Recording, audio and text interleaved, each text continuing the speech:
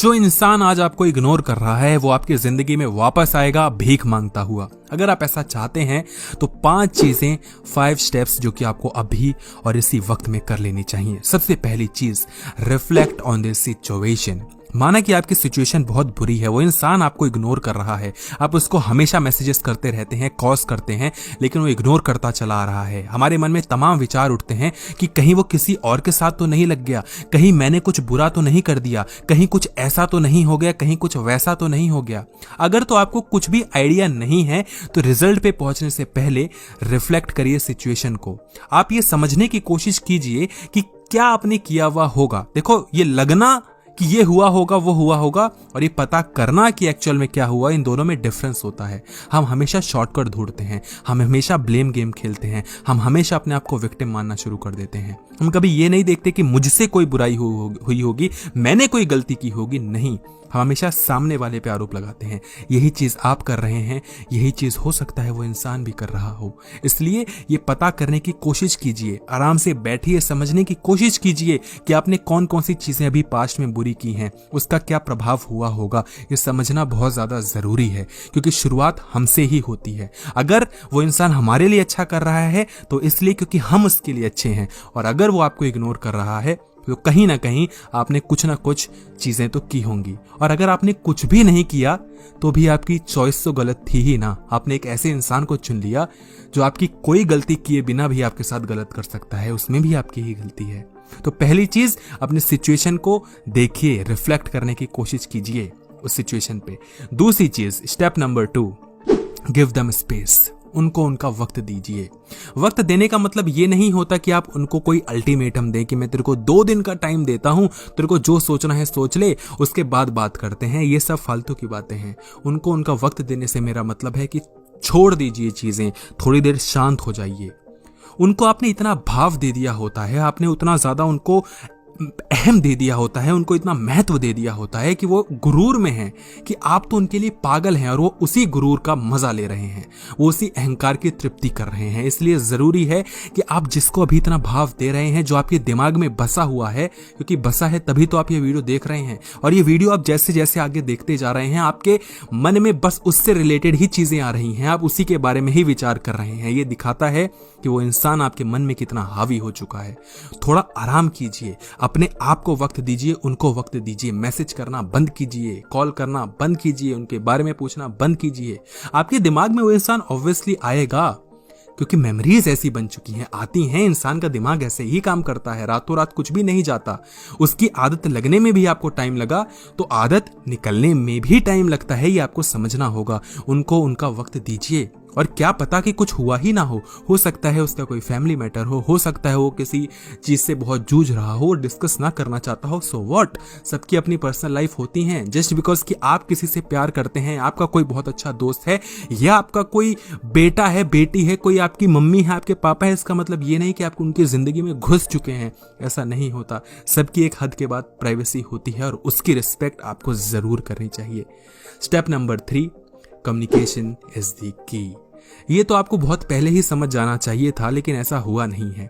हो सकता है कि ये गलती आपने की हो, और आपने नहीं तो सामने वाले ने जरूर की होगी, और वो है बातचीत ना करना। मेरा मानना ऐसा है कि अगर आप बातचीत करते हैं तो आपके साथ कभी कोई मिसअंडरस्टैंडिंग हो ही नहीं सकती, आपकी लड़ाई कभी हो ही नहीं सकती, और हो भी जाएगी तो आपकी बातचीत हमेशा होती रहेगी। आप हमेशा चीजें सही लेके चलते रहेंगे, आपका रिश्ता हमेशा बना रहेगा। कब? जब आप एक दूसरे को समझने की कोशिश करते हैं, आप बताने की कोशिश करते हैं। लेकिन वो एक चीज जो इस चीज को करने से हमें रोकती है, और वो होती है ईगो।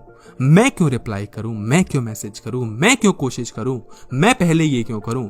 और दूसरी चीज ये भी तो होती है कि हम चाहते हैं कि सामने वाले को अब पता चलेगा, अब मैं उसको मैसेज नहीं करूंगा, अब उसको पता चलेगा, अब मैं देखता हूं, अब उसको समझ में आएगा। ये दोनों ही चीजें आपको ले डूबेंगी। अगर आपको रिश्ता बचाना है तो उसमें ईगो की कोई जगह नहीं होती। हाँ, सेल्फ रिस्पेक्ट की होती है, लेकिन गेस व्हाट, सेल्फ रिस्पेक्ट की तो आपने ऐसे ही आग लगा रखी है, क्योंकि आप ये वीडियो देख रहे हैं उस इंसान के लिए जो आपको इग्नोर कर रहा है।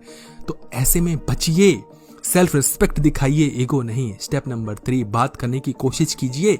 अगर आपके लिए वो इंसान इतना ही ज्यादा जरूरी है तो मैसेज कीजिए, कॉल कीजिए, बात करने की कोशिश कीजिए, उसको समझाइए, समझिए। अब सवाल उठता है कि अगर हमने ये सारी चीज कर ली हो अर्पित भाई, फिर भी वो ना रिप्लाई कर रहा हो या ना कर रही हो, तो क्या करें? तो आइए स्टेप नंबर 4 पे बढ़ते हैं कि सेल्फ इंप्रूवमेंट की जरूरत है आपको खुद को समझने की जरूरत है, खुद की जिंदगी में देखने की जरूरत है।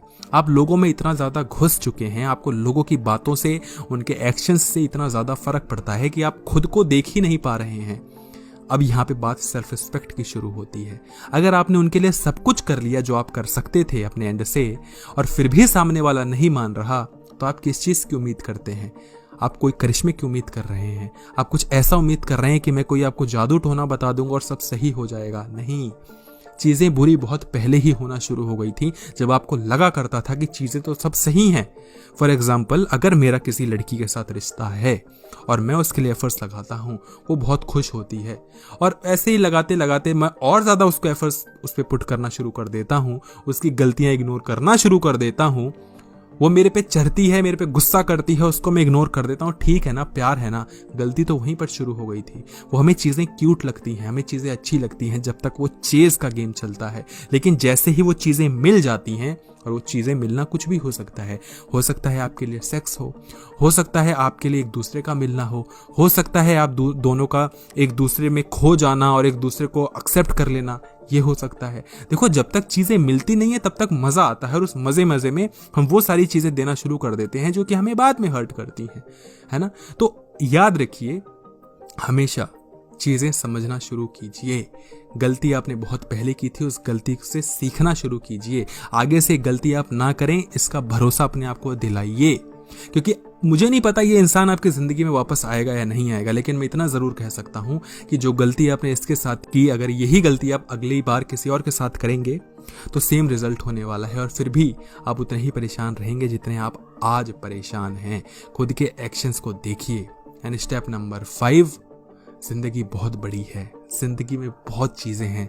अच्छे काम करिए, अच्छी चीजें करिए। ये आपको ज्ञान तो लग सकता है, लेकिन हो सकता है कि आपने कभी किसी के साथ कुछ बुरा किया हो जिसका रिजल्ट आपको मिल रहा हो। ये बातें आपको बातों में आपको ये हवाई बातें लग रही होंगी कि ये तो क्या बोल रहा है, लेकिन ये चीजें सच होती हैं। हम कई बार कुछ लोगों के साथ कुछ बुरा करते हैं जो कि बाद में हमें मिलता है। मेरे साथ पर्सनली ये चीजें हुई हैं।